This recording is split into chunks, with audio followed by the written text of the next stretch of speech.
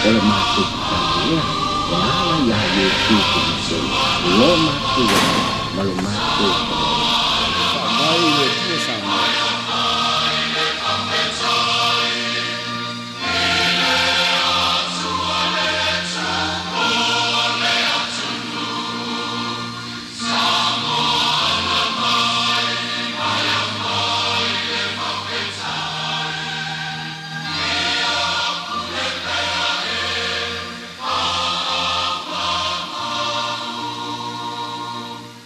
O te whiwhia e toe whaatalo whātui le mai mo mai o le tātou o tunu o le nei fōi vaenga o le whiawhi, mā lol whalau manuia. Ai alo mai le toe so onga nei o le pulkalame whaau wau o le siapo lau tele pe o na maua le avanoa e tala tala noa ma whaasoa i fōi, ma le tei tai o le vaenga whaau whai e pui pui ai a te tau o tangata le HRPP le sunga atu le epa i ono Dr. Sailele malia le ngoi.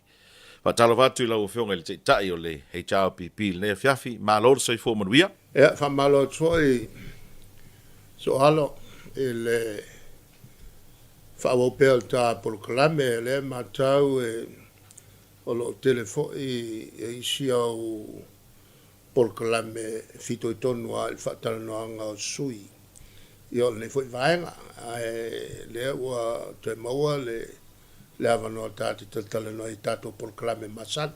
Ja. Se masalo lau, ai le watu se fesili nisio mata upu o fia manino iai mamalamrama le tunu o le asa oe si sila lau o fionga il te taile.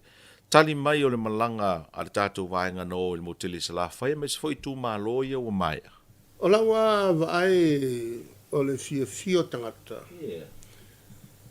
On ua mawhai on whamanino le anoano mta upu sa whanenefu.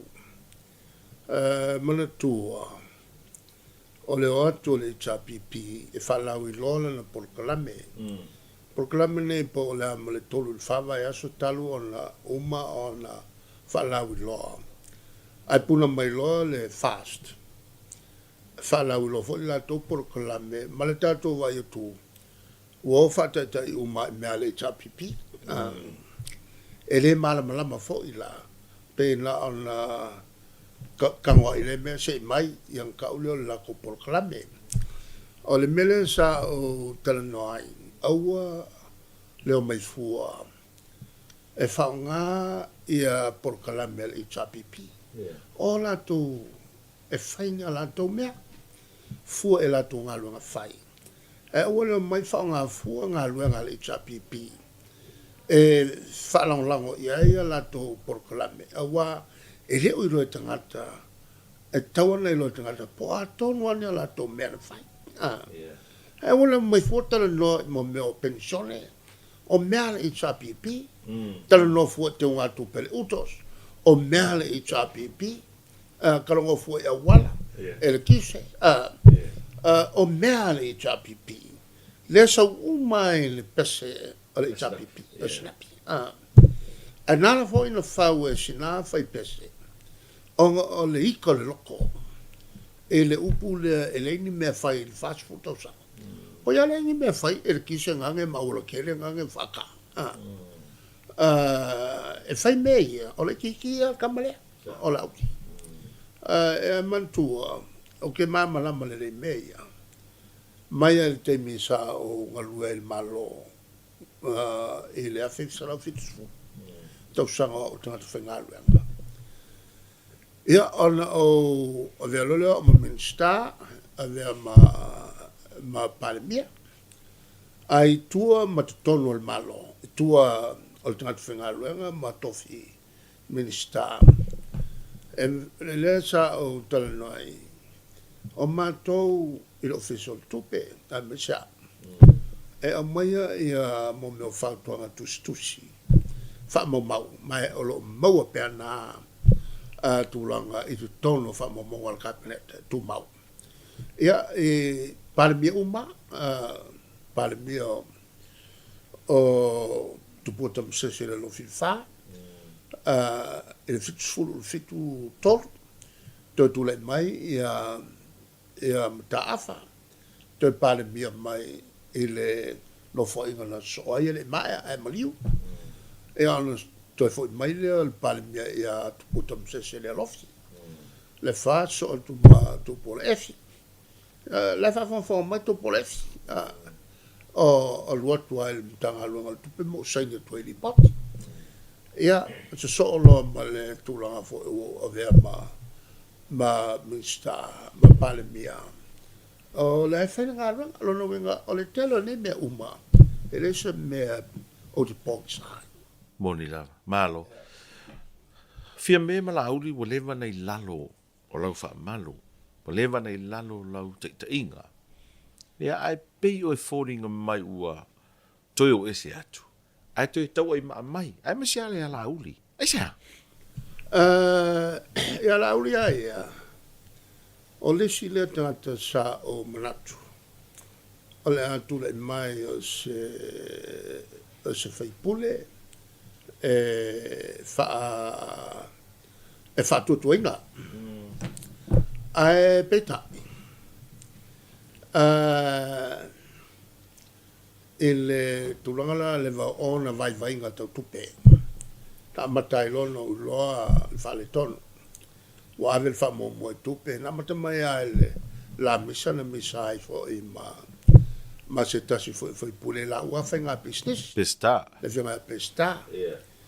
o fiami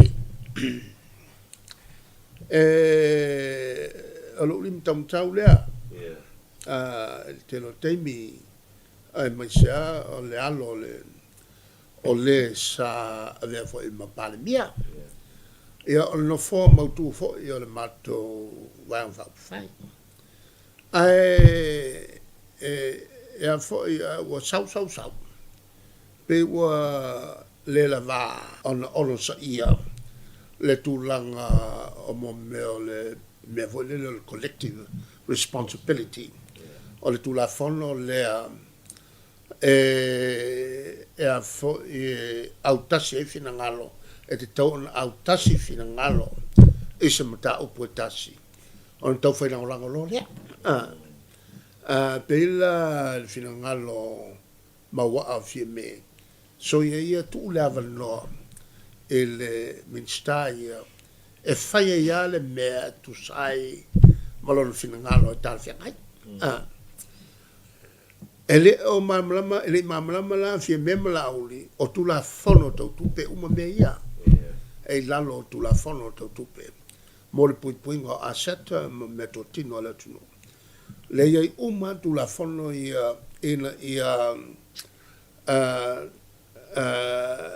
ma fai ai ona fa mi tonuina ia le fai pule pe tau fai tau lifa anga il fa nga se o le pule le ala na nei wa ina o ese ai e ma le ana mai fatino le taltonunga na ia le ala ko ma faki ai ne e ko apa ku le si wa ka kai o le to e ke ase si il tata Le nei taimi tu le pai le tele o folanga ma upu la lafo ia i tulanga o le tau mawhaina ia sa ili mai ia loto tangata. Ei upu na sauno ai la auli taro i nei whatau i toi. O ai sau whaasino manga, o whea sau whaasino manga, e ai sau pou. E mā ia o e upu. Ale mea o te alofa i ai. E man tua fo. I le fai e stangata la te sila fia. O lai tu mau ma mawalunga ona tulanga tofi. O lo umia e lona suafa matai ia le malosi e whaton tonu ai e se fionga. E lo ia la uli la melna. E ia po lona suafa fo i le pa. Le ana whaasa o mai e tuilangi. E lea i sona pou o lea tala noa e tuilangi e le tūlanga le whatūlanga na o to'o Salafai. o salafai pule ono salafai e mantua fo la le lua pule ne ia pule whawai o sa le aula ia mai Sa fotu la fa. sa futu la fai na le luala pule whawai Ona vai tonu lole sa le aula o le pule. A vele si pule o vai singalo, a vele si pule o sinau. Vai tonu fo le pule i Sa fotula. sa fotula fai. A vele si pule i vai loa. A vele si pule i satpaita. A ola in whaatututo to o sala fai pule ono lea. Al fai la tu whaatau. He masania na alua lolo ale o Sale aulo. sale aulo Sa fotula. sa fotula fai. Yala na so na feta ia la auli i le malmalama. Ia whaasa o mai loa e tuilangi.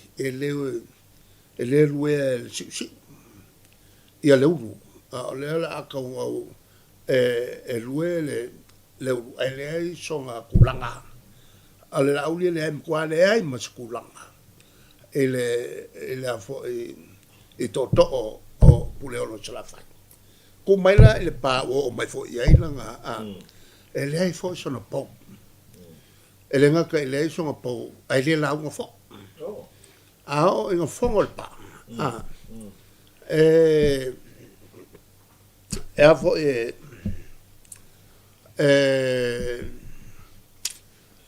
telefono e il malile ngoi on tu va in il fono il malile ngoi telefono le tu malo tu va ola il malile ngoi il fono le tu malo ia on fatto a tu mai lola e le tua fono longo Alo mai lola e la unga loa e le fatiolo fa po le urua. On fa solo lola. Ma uma le la unga mo fa fatiolo fa la unga mo. Ole o lua e a fo la unga mo fa il fo.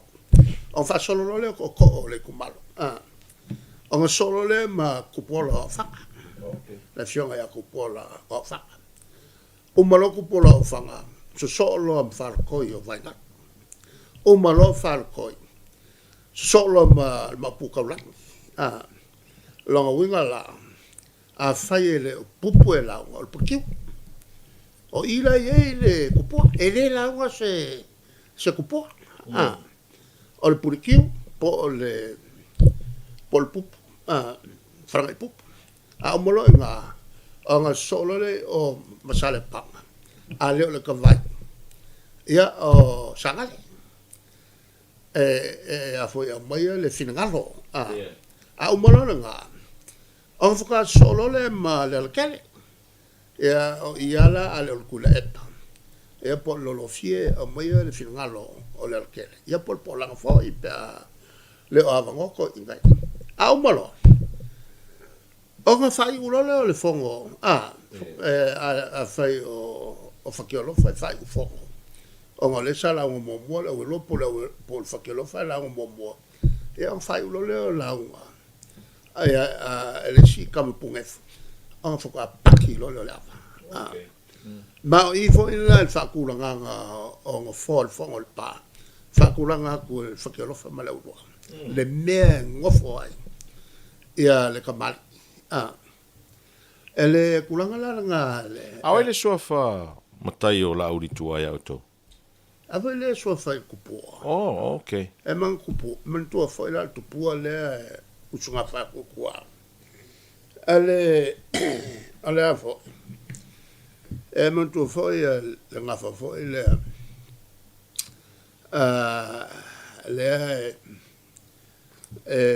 whana mai e tama no fo sai fa. Foi le no fo sai fa le uai longa marco ale la wa te ia ko kele fa nga war kup le tama no fo sai fa ka isim po me ngal mana so na usu ngal mana ngalo papa e an fa na mai fa na le to top on fo sai fa ia tama tai si le ia kupua ia malte no po me le la e avo e walking koi Okay. Wako e mai le whalaku o ku. Asu e fo. Or ka mo fo sa fa. E la wo fasiri. Oi e le.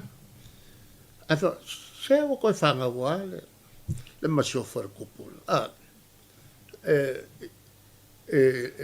La kali o e ngala va pelo.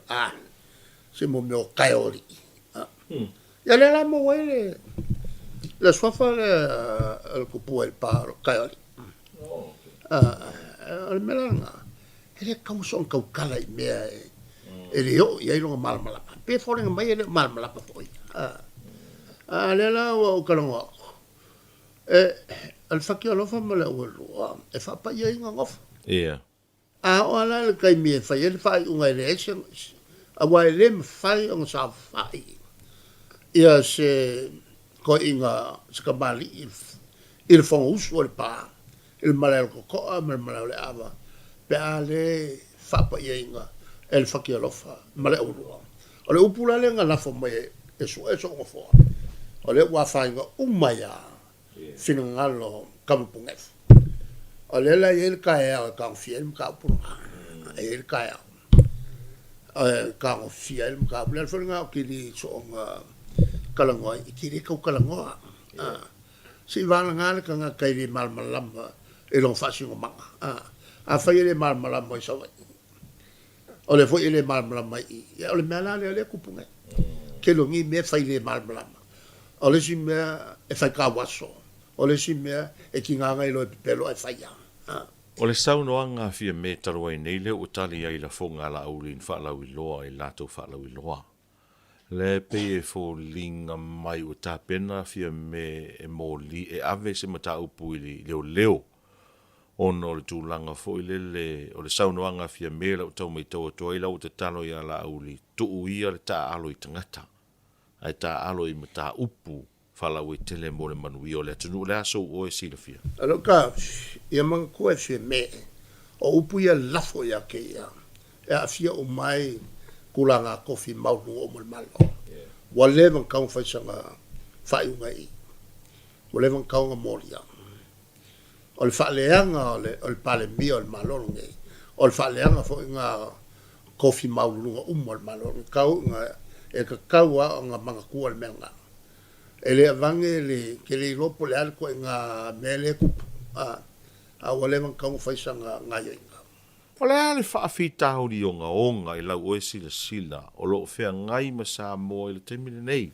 O le opisa tangata o le tau so I fuanga o le aingoa. E le o le whaafitau ni na onga. O le whaafitau o le whea ngai ma tangata. E le o le whaafitau ni onga nga. A whai e le kango fia le whaafitau ni onga nga. Ele mfanke esel mele e o sili ako isi me mawa e la kule mai o fa fika uri nga piko nga le ya Samoa o le sel ka mal vai nga fa fai e paloka ya el ka o le vai la nga ke lo le me ka u fai ele fai ya o nga o malosi le ka fa valea e kanga ngai mo muri ai ai le fa nga fa ko kanga ai mai se pe fa nga kupe e al menga le o foi si fongo ia mai ale me fo se ma kio la ku fa kupe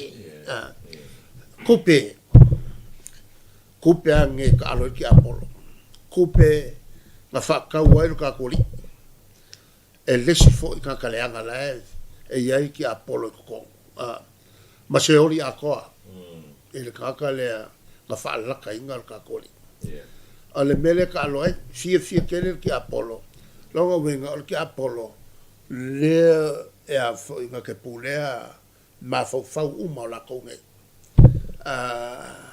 ma la le nga le ka akol ki Apollo ale aka akol ki Apollo o mo ile ngo kio nga ka muli e mo me kupe ange nga ma fa se fo ia yukal falaka ma fa ka wai la lo la ku al a penga le ka lo ki Apollo O le winga la a fua i ai.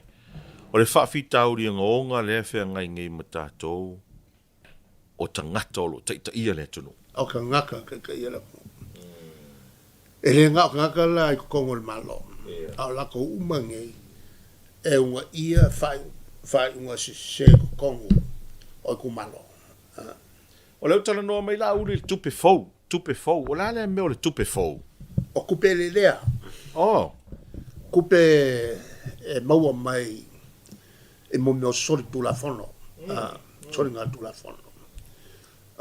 La le whainga e kai pio mea ngā lue ngai whasara lau. Le ka le whenga i malkula fongo i le tūlanga lea o whakaunga se o Hong Kong. Le nga makua sa ngō mangingo ai le ia le Palemia. Kua ka kingo mai a le Palemia ia le tūlanga na. Kupe e le lea maua mai me lea ngā avea ai. Ngā avea ai. A kua e sao ngā oi ai.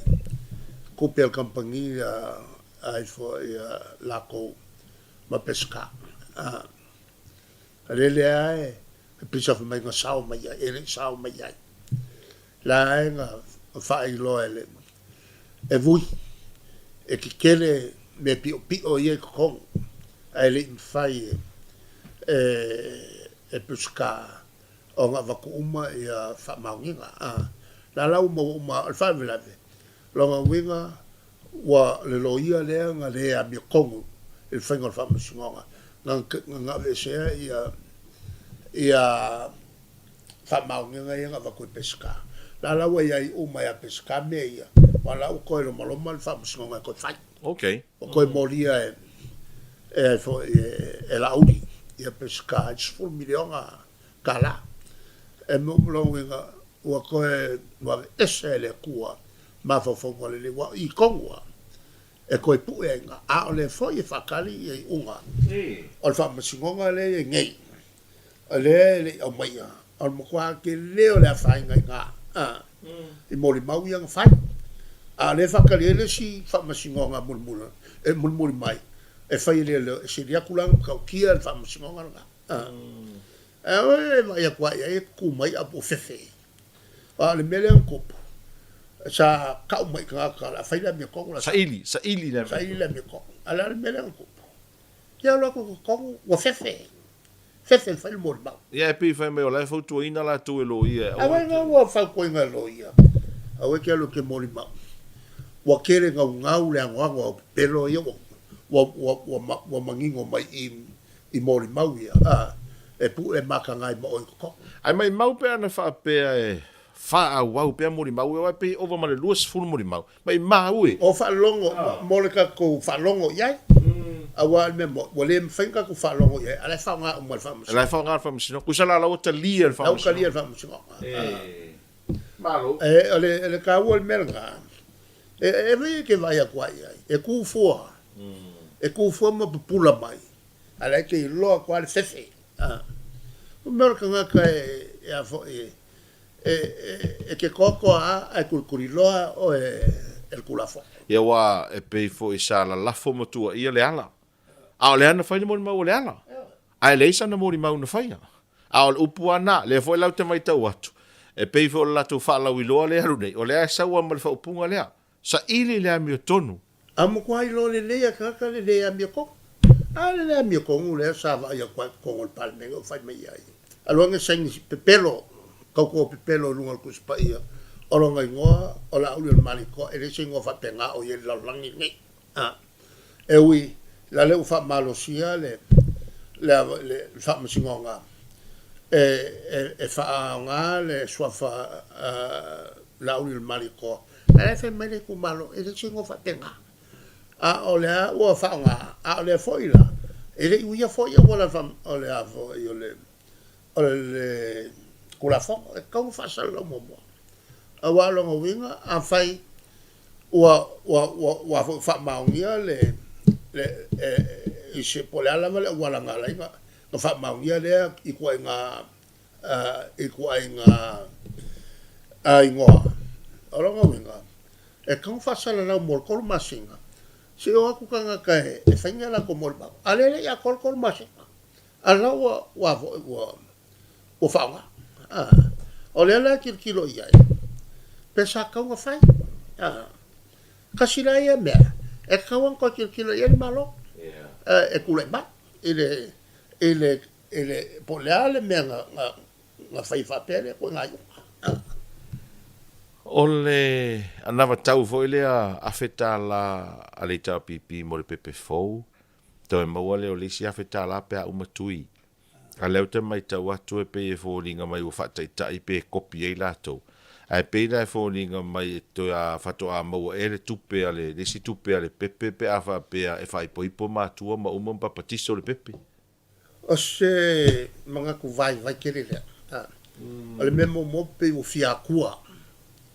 Ale anga i le maka upu o le papakiso ai le se kilo po amaila ko amio longa luo e mo ko fo o isi e kale nga o le pope ai fanga mai lo ko mi papakiso le pepe o isi fo ko papakiso o fa so furu ka sa E por varu e tau sa. o longa winga la e fa ka kali ala se i o so furu ka sa lo papakiso fa ko amawala nga se la ia i mo me ole afo se o kiri roia ko nga mga ku fa wa ia ala ko maka An me foi la le ngai mo le kopi. A wa le ro la ko nga kopi ai. ale tulanga la ala o fa pe e filosofia ko ngai fa fia o la anga pe foringa mai le o mai e pipi ia fionga le ko el papakiso ai la ke le o ai e ke reale la vela o maka o fa pene Fai mai la uli. E to e fai se valele, e lua valele. E fai ngō le tau sala fai ma le tau sala tūmbua. Ai pei e fai se sao ngā tupe fo i lea mo tangata i e fafo e te i lima se lau tā la le tangata. Nā mai lea o shea si a tangata i tu tonu le valele. E si a tonu ua lato fai se me whapia. e le ai a masa ko fai ai man ko foi le vanga le o ila ave ala auti e o mange foi o ku ka ala auti se wole ko e mai e fai nga me e so nga ku pe ngo ngi o le kala I fa fo so nga ku pe fai la ko fale ai o mai lo o misa o ko nge e kala e mga ola o le mai ku pe le e ko e ro se la fa su lo fe ku ila nga ke nga ku pe mo me o pe pero fa ia le lulu Ia, le lulu ele to se, le lulu a lulu na fai ngor sa ili na mi o tonu refo. o fiala o ia le lulu ia o ko nge le fast Ele I masani sa moa mai fai ngā pālota le tero tau sanga I nei me o whaala wiloa. Te lo fo ste mua mua ni o malanga ili te au pi tua ono le mana onga o I tu malo manu ma fioanga. O le asa o e sila iai. le me mo ia o mengi nga maka le fast kaluai wale o ku fongo e o faleanga mako o le mo le a laifua e mo meo palo kai singo o le ala nga le mau ke o ai e kau I ku malo e ala mako mai nga mako mai fa sa me se Ai pule au tō ai pule au ko o le upu foi va pe a yeira ya ka worka o mako e marmala mali belga e kau o mako marmala le ngal vanga nge pui ya ka ma o ya ka e pui el vanga nge o ya ka kokasi ma ya ka ka kokene e kala fe ngai ma ku manga I fangua sa mo ma ka ko ngua fa ke sa mo singa fa ka inga o le sia ya ka o le vanga vai mai malo fakas o fenga fa so toma o manga o ka o ya ele me fai o kanga I mil menga le na sai lalo kula o nga ku mangu o sa mo le fai po fale ngali o se kama mas kama po skenge pa skenge e sa e kapu nei mai le fai nga mako fakanga nga bea a fi ele vangala le vangala al fast ave menga nga oi ave la kusui awai e le si fon kan ke le fa pe a kangaka a mi faso toma e o sa lo le o le li le sa mai o iva e o sa le la unga ko a ka ofia ko mako a o ke o mai ko nga kal ko nga e pe foringa mai ka fa o so ko el fast se i lo po fe ma ko ku ya ai lo pi ya va veng fa mo malo faftai e mana o miesta to vale e le ko e mawhai el vaenga le ang ko e mawhai vale wa kwale mawhai ai sea la le ua i lo uma e kampangi vale e le o se malo e wha ako koinga o le malo ka lepe whenga wo mai le vale le ko e mai ko ka lepe ai sea o le loko e palpala o le kulanga la nga e la ki le mawhai ko e mawhai vale se va ngau se va ngau ko e aku le chapipi e kaliko winga e kampangi wha malo no walu ile malanga taru nei New Zealand o te manatua na tulatu ile si ofisa malanga te tongi la upases ai ma fitau i male ungali i o sa vali mai fafo tangi le malingi roi matoltina a ofisilia tultama ai sea na faile fuafuanga e o i Australia fa poiponga se alatama decline le visa talo fai ole tala moni tu lepo tua i po longa tatu tangata i mea ia New Zealand ma Australia le whainga tau visa. Ai lei ma se leo le malo. E i ma whaia le ta pipi na fo i al whawhi tau li lea.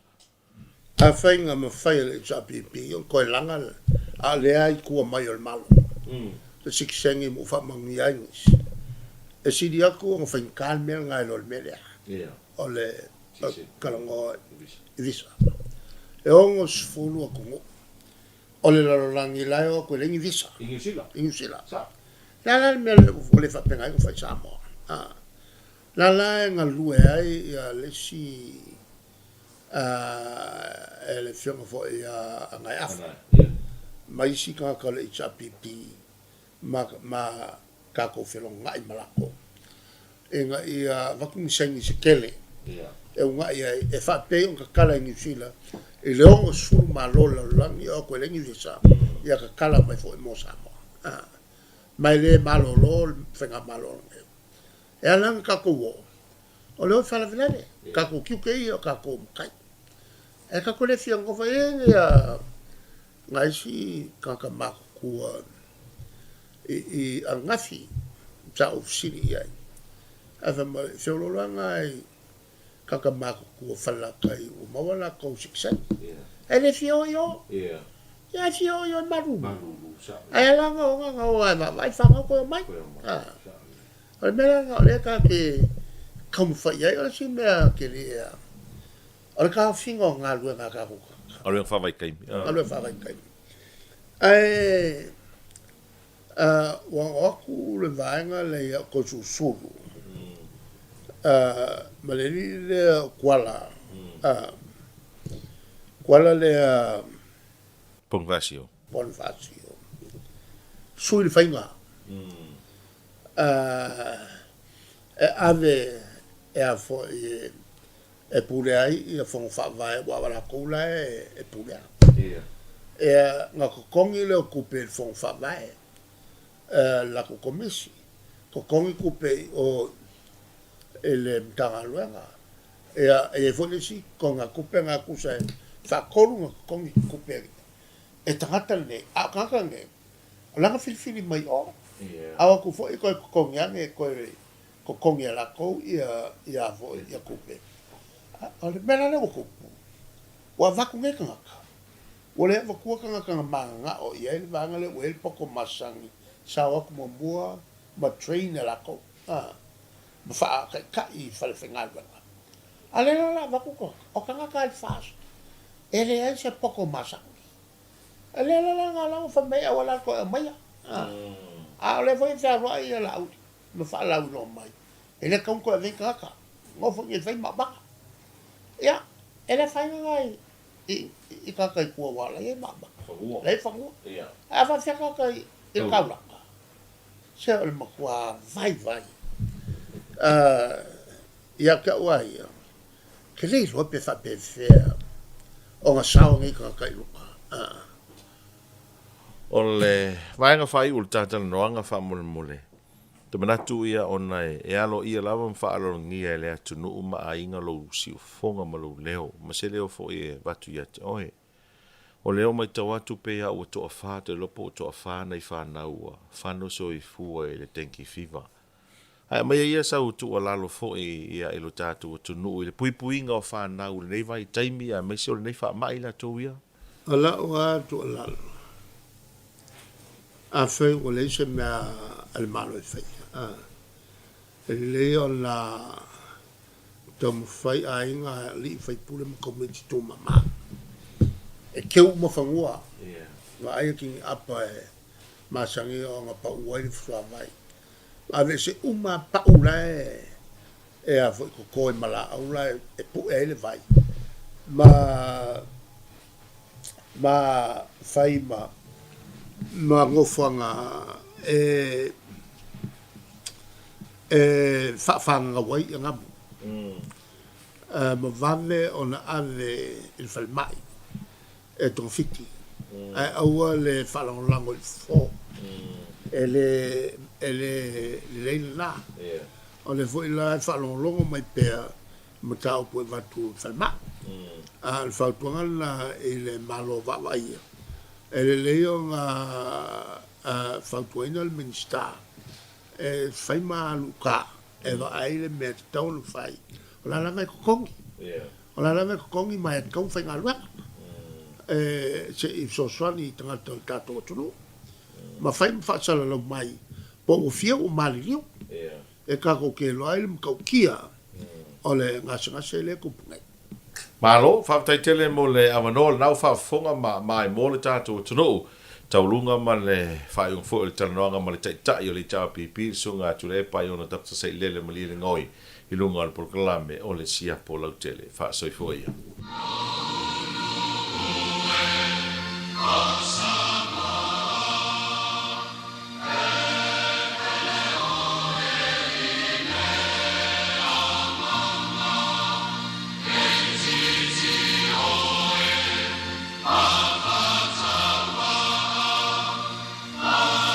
Ole matu kania, ala ya yesu kuso, lo matu, malu matu.